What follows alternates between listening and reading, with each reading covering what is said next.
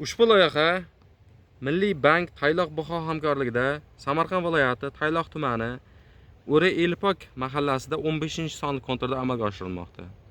Bu yerda kartoshka ekilgan. Maydon hajmi 5 gektar. Bu yerdagi ekinlar zamonaviy usullar bilan tayyorlanmoqda. Hozirda ekinlar unib chiqqan.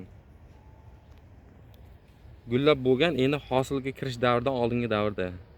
Ekinlarni yetishtirish 90 kun davom etadi. Yetishtirish jarayonida sug'oriladi, tabiiy va mineral o'g'itlar bilan oziqlantiriladi. Ushbu loyihaga 12 ta dehqon xo'jaliklari biriktirilgan.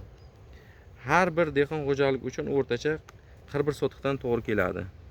Loyihani samarali amalga oshirish uchun lider tadbirkor Aliqulov Aziz ishlab chiqarish kooperativi biriktirilgan. Ushbu loyiha bo'yicha har bir gektardan 9 tonna, jami 90 tonna hosil olish rejalashtirilgan. Kelajakda ekin maydonlarini kengaytirish va shu orqali dehqon xo'jaliklarining daromadlarini oshirish niyatidamiz.